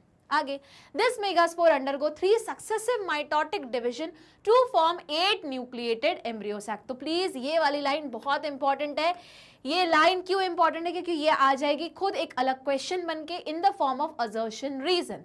कैसे? प्लीज इसका स्क्रीनशॉट लो, लिखो। असर्शन में वो लिखेंगे the reason behind a mature embryo sac is 8 nucleated. Reason में ये लाइन अगर लिखी रही तो आंसर आएगा अपना ए। सोचो, हम एक क्वेश्चन का डिस्कशन कर रहे हैं, पर वहीं से मैं बता रही हूं कि इस लाइन का यूज करके वो बनाएंगे तुम्हारा असर्शन रीजन वाला क्वेश्चन, जो मेजॉरिटी ऑफ द स्टूडेंट गलत करके आएंगे। ठीक है, क्वेश्चन असर्शन का क्या, असर्शन का स्टेटमेंट क्या रहेगा कि जो एक मैच्योर एम्ब्रियो सैक है वो 7 सेल है पर 8 न्यूक्लिएटेड क्यों है, और रीजन में क्या आना चाहिए? क्योंकि क्या होता है? Continuously successive mitotic division. हुआ क्लियर? अगर ये लिखा हुआ है तो तुम्हारा आंसर सही होगा, मतलब ऑप्शन ए आएगा, नहीं तो भैया गड़बड़ है, पढ़ने की जरूरत है। आगे देख लेते हैं। The first mitotic division in the megaspore formed 2 nuclei. अब पहला एक माइटोसिस हुआ, 2 न्यूक्लियाई बन गए। One nucleus moves toward the micropylar end and while another moves toward the chalazial end. मतलब एक न्यूक्लियस डिवाइड किया, ठीक है, एक गया तुम्हारे इस तरफ एंटीपोडल मतलब चलाजियल एंड की तरफ, और एक मूव हुआ माइक्रोपाइलर एंड की तरफ। Then these nuclei divide at their respective end and redivide to form 8 nucleated stage. हुआ clear? As a result, there are 4 nuclei each at both the ends, that is at the micropylar end and at the chalazial end in the embryo sac. अब बोलोगे ma'am 4 कैसे? अरे 3 इसके और ये चौथा इसका पोलर न्यूक्लियाई, 4 हो गए, और यहाँ पे वापस ये 3 इसके, 2 सिनर्जिड्स और एक का, और एक पोलर न्यूक्लियाई हो गया। ऐसा बोल रहे हैं वो, ठीक है। That is at the micropylar end and chalazal end in the embryo sac. ये अलग बात है कि जब हम शो करते हैं तो दोनों पोलर न्यूक्लियाई को सेंटर में लेके आते हैं, ठीक है। हुआ इतना क्लियर? मूव करें आगे।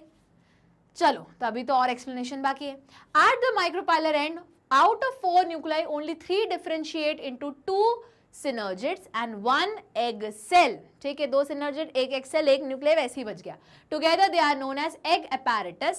Similarly, मतलब एक egg और बाकी 2 synergids को मिलके हम क्या बोलेंगे? egg apparatus, ठीक है। Similarly, at the chalazial end, 3 out of 4 nuclei differentiate as antipodal cell, ठीक है। The remaining 2 cells, the remaining 2 cell of the one of the micropylar and chalazial end move toward the center. बोल रही थी ना कि दोनों centre में move हो जाते हैं, वही लिखा है। And are known as polar nuclei, which are situated in the large central cell. Hence, at maturity, the female gametophyte appear as a 7-celled structure, though it has 8 nucleate. ठीक है, यही इतने देर से मैं बोल रही थी। इसका रीजन भी पूछ सकते हैं, क्यों? क्योंकि माइटोटिक डिवीजन होते हैं और अलग अलग मूवमेंट होता है, ठीक। चलो आगे मूव करते हैं। क्वेश्चन नंबर 7 देख लेते हैं क्या बोल रहा है। What are chasmogamous flower can cross pollination occurs in clistogamous flower? Give reason for your answer. Please star mark करो इस क्वेश्चन को। ये क्वेश्चन एज इट इज तुम्हारे प्रैक्टिकल एग्जाम में भी पूछा जाएगा, साथ में जो वाइवा लेने के लिए एक्सटर्नल आएंगे वो भी पूछ सकते हैं, ठीक है।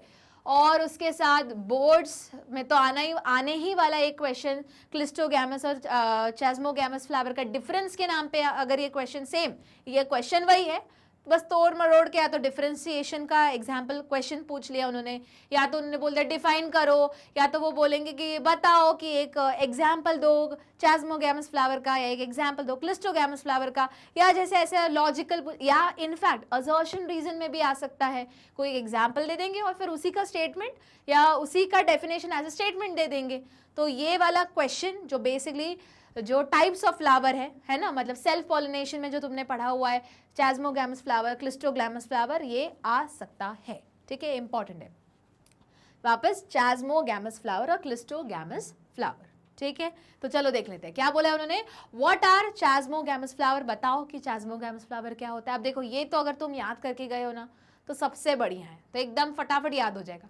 नहीं याद करके गए हो तो कोई बात नहीं, मैं ट्रिक बता दूंगी, ठीक है।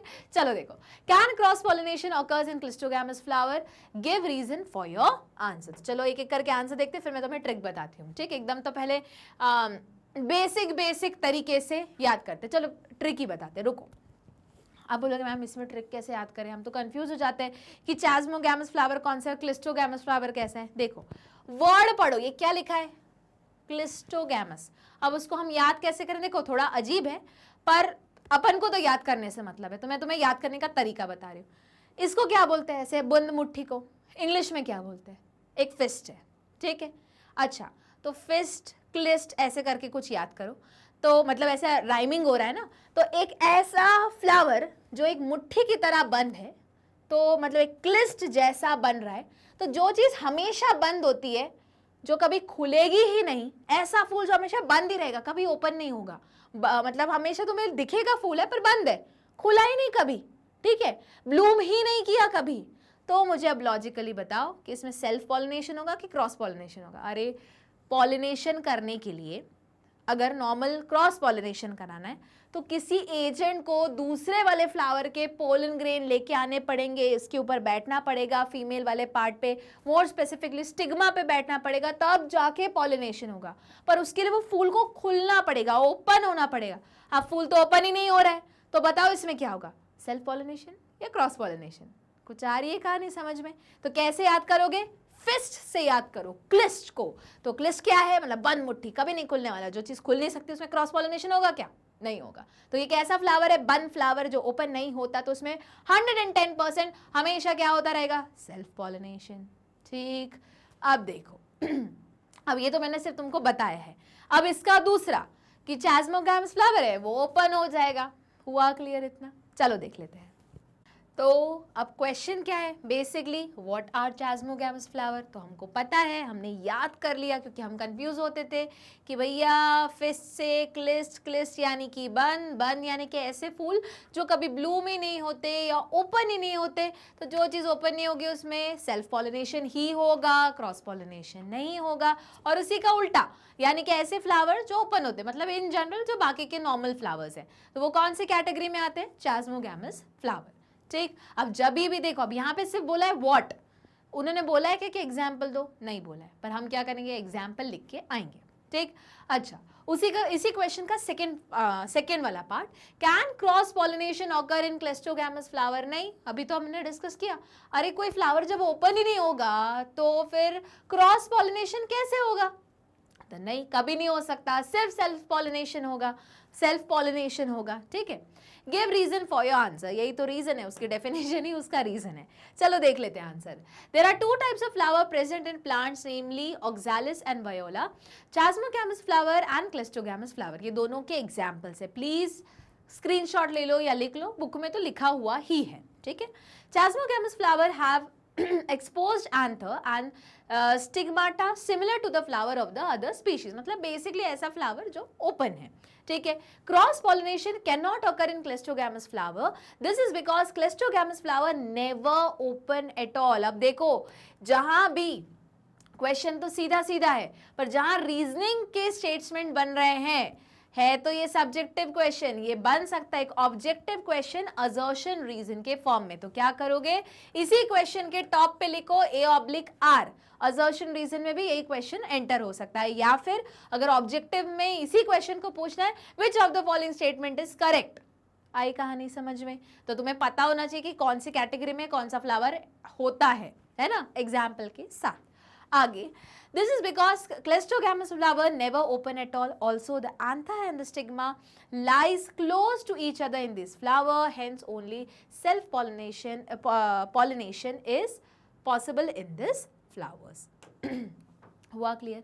तो पॉलिनेशन जो है वो कब, पॉलिनेशन देखो तुम्हें पता है कि पॉलिनेशन दो टाइप का होता है, self pollination and cross pollination. ठीक है, पर क्रॉस पॉलिनेशन के लिए एक फ्लावर का पोलन उड़ के, अब उड़ के भी आ सकता है एयर के थ्रू, वाटर से भी आ सकता है, या कोई एजेंट भी उसको ला सकता है, जैसे इंसेक्ट्स हो गए, बर्ड्स हो गए, एनिमल्स हो गए, और आके दूसरे फ्लावर के फीमेल वाले पार्ट में वहां पे स्टिग्मा के ऊपर जाके बैठ जाता है। अब बैठता है मतलब ताकि पोलन ट्यूब का फॉर्मेशन हो, फिर वो ट्रैवल करे, फिर जो एग अपैरेटस के वहाँ जाए, फिर मोर प्रिसाइजली एग के अंदर मेल गैमेट एंटर करे, फर्टिलाइजेशन हो, फ्यूजन हो, कुछ कुछ याद आया, तब तो हम बोलेंगे कि हाँ क्रॉस पॉलिनेशन हुआ। पर अगर कोई फ्लावर ओपन ही नहीं हो रहा है, सिर्फ बंद ही है, उसी का सब स्टाइल स्टिग्मा स्टेमन, या फिर ज्यादा करेक्ट है बोलना फीमेल और मेल पार्ट पास पास में है, तो उसमें तो सेल्फ पॉलिनेशन ही होगा। यही तो पूछ रहे वो कि बताओ रीजन क्या है कि क्लेस्ट्रोगैमस फ्लावर में क्या नहीं हो सकता क्रॉस पॉलिनेशन, क्यों नहीं हो सकता? कि पहली बात ये फ्लावर कभी ओपन नहीं होगा, और दूसरी बात इसके जो मेल एंड फीमेल पार्ट है यानी कि एंथर और स्टिग्मा है वो क्या है, बहुत पास पास में, यहाँ मैच्योर हुआ, यहीं आके सेटल हो गए और हो गया पॉलिनेशन। हुआ क्लियर? अच्छा क्वेश्चन है तो क्या करोगे, असर्शन रीजन के फॉर्म में भी आ सकता है, एमसीक्यू के भी फॉर्म में आ सकता है। मूव करते हैं आगे, question number 8। Mention 2 strategy evolved to prevent self pollination in flowers. अच्छा क्वेश्चन है, इंपॉर्टेंट क्वेश्चन है। अब बोलोगे मैम ये कैसे इंपॉर्टेंट है? चांसेस कम होते हैं इस क्वेश्चन के आने के, पर अगर ये क्वेश्चन आ गया तो याद रखो ये थोड़े डिफिकल्ट वाले कैटेगरी का क्वेश्चन है, क्योंकि ये मेजॉरिटी स्टूडेंट्स गलत करके आते हैं या भूल जाते हैं। ठीक है, भूल जाते हैं, जनरली भूलने वाली कैटेगरी में आते हैं, और ये वो क्वेश्चन है जो तुम्हें 12th बोर्ड में लीड या कोई भी एग्जाम में लीड दिलाता है। ठीक है, सब कुछ पढ़ लेंगे, इमैस्कुलेशन, बैगिंग, पर जो नेचुरली कुछ मेथड प्रेजेंट है फ्लावर के पास, खुद के पास, मतलब एक फ्लावर है जो मोनोइशियस है, मोनो यानी कि दोनों जेंडर प्रेजेंट है उस फ्लावर में। ठीक है, डाइशियस नहीं बोल रही हूँ, क्या बोल रही हूँ, एक फ्लावर है जो मोनोइशियस है नेचर में, जिसके पास मेल पार्ट भी प्रेजेंट है, फीमेल पार्ट भी प्रेजेंट है, और चांसेस बहुत हाई है कि सेल्फ पॉलिनेशन हो, पर वो प्लांट नहीं चाहता कि सेल्फ पॉलिनेशन हो, तो उसने टाइम के साथ कुछ मेथड्स इवॉल्व कर लिए हैं, उन्हीं मेथड के बारे में पूछा जा रहा है इस क्वेश्चन में। अब देखो, या तो ये तुमको क्वेश्चन जो मेजॉरिटी स्टूडेंट्स के साथ होता है, या तो ये क्वेश्चन आता ही नहीं है, भूल जाते हो कि इसके अंदर क्या लिखना है, या तो फिर गलत चीज लिख के आते हो जो है इमैस्कुलेशन एंड बैगिंग, क्योंकि तुम्हारा दिमाग क्या देखता है, सेल्फ पॉलिनेशन कैसे प्रिवेंट कर सकते हैं, बस ये देखते हो, तो बोलोगे हाँ मैम इमैस्कुलेशन करेंगे, बैगिंग करेंगे, सही है, उससे सेल्फ पॉलिनेशन प्रिवेंट होता है, पर बैगिंग और इमैस्कुलेशन इंसान करता है, इंसान अपन जाके करते हैं, है ना, प्लांट खुद नहीं कर रहा है। तो प्लांट ने कुछ मेथड खुद डेवलप कर लिए। ये क्वेश्चन उन्हीं मेथड्स के बारे में पूछ रहे हैं कि प्लांट ने ऐसे कौन से या फ्लावर ने ऐसे कौन से मेथड्स को इवॉल्व किया है जिससे सेल्फ पॉलिनेशन ना हो, ये क्वेश्चन है। तो ये क्वेश्चन क्या है, इंपॉर्टेंट क्वेश्चन, क्योंकि ये क्वेश्चन लीड दिलाएगा, क्योंकि जनरली मैंने वापस वही बता रही हूँ, तुम लोग बहुत जल्दी में टेंस रहते हो एग्जाम हॉल में, है ना, दिमाग इतना काम नहीं करता, जो एकदम अच्छे से याद है, हर जो भी पढ़ोगे वो सारा डायरेक्शन घूम के उसी क्वेश्चन पे जाएगा, वही कंटेंट पे जाएगा जो तुम याद करके बैठे हो बहुत अच्छे से। अब तुम याद करके बैठे यूं इमैस्कुलेशन और बैगिंग, जिससे सेल्फ पॉलिनेशन नहीं हो सकता। अब पूरा पढ़ोगे ही नहीं कि पूछ रहे कि बताओ स्ट्रैटेजी जो फ्लावर ने इवॉल्व की है, वो तो पढ़ोगे नहीं, तुम क्या पढ़ोगे, सेल्फ पॉलिनेशन प्रिवेंट, और लिख के आ जाओगे इमैस्कुलेशन एंड बैगिंग, बाकी का कौन पढ़ेगा? हाँ, ये कहानी समझ में। तो ये क्वेश्चन अच्छा है, ठीक है, तो देख लेते हैं इसके answer. Self pollination involves the transfer of pollen from stamen to the pistil of the same flower, जैसे जो किसमें होता है, क्लेस्ट्रोगैमस में। ठीक है, two strategies that have evolved to prevent self pollination in flower are as follows। पहली, in certain plants, अब ये प्लीज स्टार मार्क कर लो, स्क्रीनशॉट ले लो या लिख लो या नोट्स बना लो, सब चलेगा, पर याद कर लो, सबसे इंपॉर्टेंट है यहाँ याद कर लो। ठीक है, in certain plants, the stigma of the flower has the capability to prevent the germination of pollen grains and hence prevent the growth of pollen tube. It is a genetic mechanism to prevent self-pollination called self-incompatibility. Incompatibility may be between individual of the same species or between individual of different species. Thus, incompatibility prevent breeding. अब समझो बात को, देखो generally incompatibility cross pollination के लिए होती है, या ज़्यादा करेक्ट है बोलना जीनोगैमी को प्रिवेंट करने के लिए होती है। जीनोगैमी से भी ज़्यादा करेक्ट है बोलना कि सपोज करो एक मैंगो का फ्लावर था और उसके ऊपर उड़ के कोई दूसरे फ्लावर का या दूसरे पूरे स्पीशीज ही दूसरी अलग है, उसका पोलन उड़ के आ गया। या ऐसा ले लो, एक रोज़ का फ्लावर था और उसी टाइम में रोज़ जो भी थोड़े बहुत रोज़ आ रहे थे या हिबिस्कस आ रहे थे, तो रोज़ के जो फीमेल पार्ट है वहाँ से हिबिस्कस का भी पोलन उड़ के आ गया और बैठ गया। मैंगो भी लगा था, वहाँ भी उसका भी पोलन उड़ के आ गया और बैठ गया। तो अब बताओ इस टाइम पे वो क्या रोज क्या बोलेगा, चलो एक काम करते हैं, थोड़ा हिबिस्कस जैसा भी उगते हैं, थोड़ा मैंगो जैसा भी उगते हैं। ऐसा होता है क्या? नहीं होता। क्यों? क्योंकि वहां पे जनरली दो स्पीशीज के बीच में क्या रहती है, इनकम्पैटिबिलिटी, मतलब नहीं कंपैटिबल नहीं होते। जैसे रोज बोलेगा अच्छा इतने सारे पोलन पड़े हैं, ठीक है, या हिबिस्कस प्लांट बोलेगा इतने सारे स्टिग्मा पे, ठीक है, इतने सारे पोलन पड़े हैं, पर ये तो रोज का है, कोई काम का ही नहीं, तो क्या हम शो करेंगे, इनकम्पैटिबिलिटी, ठीक है। ये केमिकल के थ्रू सारी सिग्नलिंग होती है और पता चलता है प्लांट को कि अरे ये अपने स्पीशीज का तो पोलन नहीं है, तो इसका तो पोलन ट्यूब ग्रो करवाना ना करवाना कुछ मतलब ही नहीं है, तो उसको रिजेक्ट कर दिया जाता है, ठीक है। फिर वापस हिबिस्कस या रोज के स्टिग्मा पे जब देखा तो लारे मैंगो का भी पोलन उड़ के आए, पर कौन सा मैंगो, तो अलग स्पीशीज में अलग स्पीशीज, तो हम दोनों क्या है, इनकम्पैटिबल। तो जनरली क्या होता है, दो स्पीशीज के बीच में इनकम्पैटिबिलिटी होती है, ठीक है, इसलिए उन दोनों का कोई नया मिक्सचर होके नहीं आता। हाँ, कभी कभी नेचर में हो जाता है, उसी से हाइब्रिड बन जाता है, और कभी कभी तो इंसान खुद कराता है, जेनेटिक मॉडिफिकेशन कराता है। देखो ये इनकम्पैटिबिलिटी कैसी है, जेनेटिकली है ना। तो अगर इंसान एंटर कर गया, साइंस लेके आ गया, टेक्नोलॉजी लेके आ गया और जेनेटिक्स ही इन दोनों प्लांट्स की चेंज कर दी और एक नया हाइब्रिड बना के पैदा कर दिया, जैसे पोमैटो। अब देखो ओरिजिनली नेचर में पोटैटो अलग, टमाटो अलग, दोनों अपने अपने अलग अलग, दोनों के पोलन्स आपस में इनकम्पैटिबिलिटी शो करेंगे, ठीक। मतलब अगर पोटैटो के स्टिग्मा पे टोमेटो का पोलन उड़ के आ गया तो कुछ नया नहीं बनेगा, वो बोलेंगे रिजेक्टेड, भैया हमको तो पोटैटो का ही पोलन चाहिए क्योंकि हम खुद पोटैटो है, ऐसा पोटैटो वाला बोलेगा, मैं नहीं बोल रही हूँ, ठीक है। सेम टोमेटो वाला बोलेगा हमको तो भैया टोमेटो वाला ही, मतलब फ्लावर का ही पोलन ग्रेन चाहिए, पोटैटो वाले फ्लावर से हम क्या करें। कुछ आई कहानी समझ में। पर अब इंसान ने बोला नहीं, हमें अच्छा नहीं लग रहा, हम दोनों को मिक्स कर देंगे।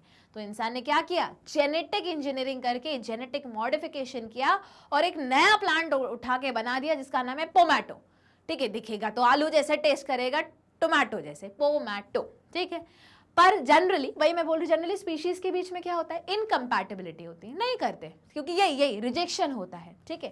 पर सपोज करो एक ही, अब हम ये क्यों पढ़ रहे हैं, क्योंकि सपोज करो एक फ्लावर ने डिसाइड किया कि अब हमको सेल्फ पॉलिनेशन सॉरी नहीं करना है, मतलब मेरे ही फ्लावर का पोलन उड़ के मेरे ही फ्लावर के स्टिग्मा के ऊपर बैठेगा, फिर पोलन ट्यूब फॉर्मेशन होगी, फर्टिलाइजेशन, मुझे नहीं करना है, सेल्फ पॉलिनेशन नहीं करना है। तो अब क्या बोला जाए, तो उसने बोला कि जो हम जनरली दूसरी स्पीशीज के लिए एप्लीकेबल करते हैं, मतलब इनकम्पैटिबिलिटी शो करते हैं, तो एक काम करते हैं अब खुद के ही फ्लावर के लिए शो करने लगते हैं। मतलब अगर गलती से मेरे ही फ्लावर का पोलन का, मतलब जानथर है उसका पोलन उड़ के और मेरे ही फ्लावर के स्टिग्मा के ऊपर आके बैठ गया, मैं बोलूंगा ना रिजेक्टेड। तो ये किसका एग्जाम्पल हुआ, सेल्फ इनकम्पैटिबिलिटी का। हुआ क्लियर। और ये कैसे होता है, वापस एक जेनेटिक मैकेनिज्म है जो प्रिवेंट करती है खुद के ही, मतलब एक ही फ्लावर के पोलन ग्रेन आएगा, स्टिग्मा पे बैठेगा, उसकी पोलन ट्यूब फॉर्मेशन ही नहीं होने देगा, ठीक। अब देखो यहीं से याद रखना है, तो होता क्या है कि इसमें पोलन ट्यूब का फॉर्मेशन ही नहीं हो पाता, ठीक है। तो जब पोलन ट्यूब का फॉर्मेशन ही नहीं होगा तो मेल गैमेट कैसे ट्रांसफर होगा, फर्टिलाइजेशन कैसे होगा, तो सेल्फ पॉलिनेशन नहीं होगा। हुआ क्लियर। तो ये था पहला तरीका। दूसरा तरीका, in some plants the gynoecium matures before androecium और वाइस वर्सा। मतलब देखो जनरली जो सेल्फ पॉलिनेशन फ्लावर्स होते हैं, इकट्ठे एक ही टाइम पे फूल ओपन हुआ, ठीक है, अच्छा ब्लूम कर रहा है, उसी का फीमेल वाला पोर्शन भी मैच्योर हो गया, मेल वाला पोर्शन भी मैच्योर हो गया, मतलब एंड्रोशियम भी मैच्योर हुआ और गाइनोशियम भी मैच्योर हुआ, ठीक है। तो जब दोनों एक साथ मैच्योर हुए, यहाँ से पोलन ग्रेन उड़े आए, स्टिग्मा पे बैठे पोलन ट्यूब का फॉर्मेशन हुआ, फर्टिलाइजेशन हुआ, सेल्फ पॉलिनेशन हो गया। पर इस प्लांट ने बोला नहीं, मेरे को तो चुल मची है, मैं सेल्फ पॉलिनेशन करूंगा ही नहीं। अब करूंगा नहीं तो इनकम्पैटिबिलिटी वाला तो मैम ने पढ़ा दिया। अब दूसरा भी तरीका है, कौन सा, कि एक काम करते हैं, भले इस फ्लावर को ब्लूम होने दो, बट हम एक काम करेंगे कि मेल पार्ट और फीमेल पार्ट के टाइम ऑफ मैच्योरेशन, मतलब जो टाइम है उसको बदल देंगे। पहले फ्लावर तो ओपन रहेगा बहुत सारे दिन के लिए, पर कुछ समय के लिए पहले फीमेल पार्ट या तो मैच्योर होगा, फिर जब बेचारा फीमेल पार्ट झड़ने को आएगा तब मेल पार्ट मैच्योर होगा। ठीक, तो दोनों की टाइमिंग अलग अलग हो गई। जब टाइमिंग अलग अलग हो गई तो भले अब यहाँ सपोज फीमेल पार्ट मैच्योर हो गया, हाँ वो बैठा है स्टिग्मा ऐसा खोल के, हाँ वो प्लांट बैठा है कि आओ भैया कोई तो पोलन आओ, पर यहाँ पे एंड्रोशियम जो है वो तो मैच्योर ही नहीं हुआ। तो जब मैच्योर ही नहीं हुआ तो पोलन जो एंथर है उसके अंदर जो पोलन है, पोलन सैक के अंदर, वो बाहर ही नहीं निकले कभी। जब बाहर ही नहीं निकले तो स्टिग्मा ने बोला अच्छा लगता है कि खुद के फ्लावर का पोलन ग्रेन नहीं चाहिए, तो जो मिल जाए वो हो जाए, मतलब जो आ जाए और फर्टिलाइजेशन हो जाएगा। ये प्लांट जो इतना फीमेल वाला पार्ट है उसका काम खत्म हो जाएगा। फिर एंड्रोशियम बोलेगा चलो इसका काम खत्म, टाइम अलग अलग हो गया, अब मैं मैच्योर हूँगा।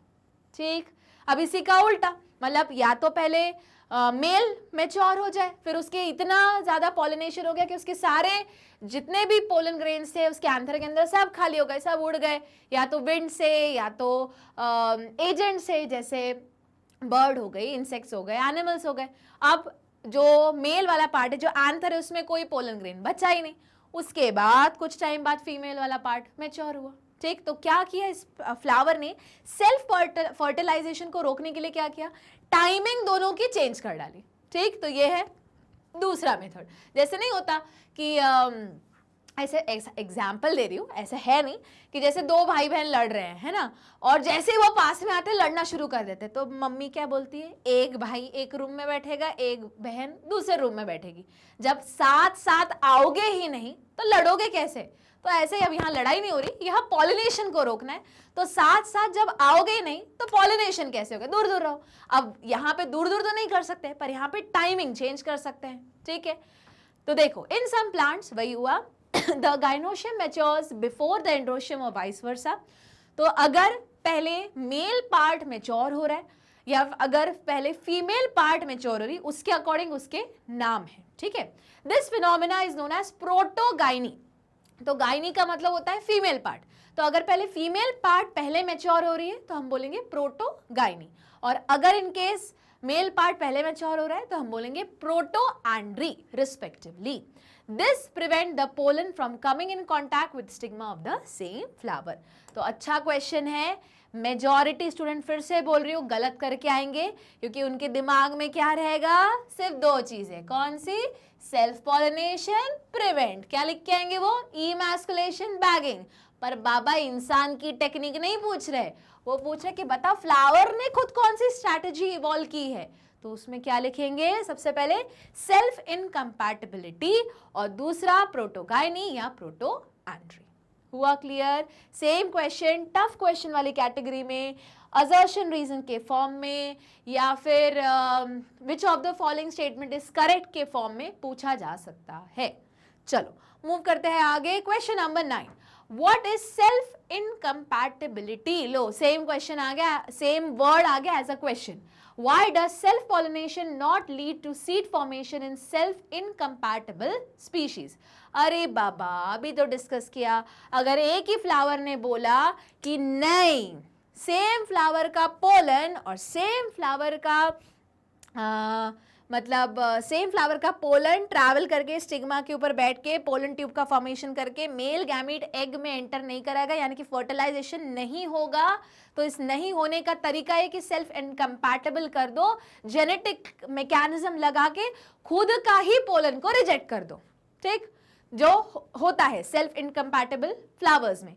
तो जब खुद के ही पोलन को रिजेक्ट कर दिया जाएगा, तो जब पोलन ही रिजेक्ट हो गया, जब पोलन ट्यूब बनने ही नहीं दिया स्टिग्मा ने, स्टिग्मा के ऊपर आया था, पोलन ग्रेन तो आ गया, बैठ गया, वो बोला मैं तो अब पोलन ट्यूब बनाऊंगा, पर स्टिग्मा ने बोला नहीं, नॉट अलाउड, केमिकल रिलीज होंगे जिससे तुम पोलन ट्यूब का फॉर्मेशन कर ही नहीं पाओगे।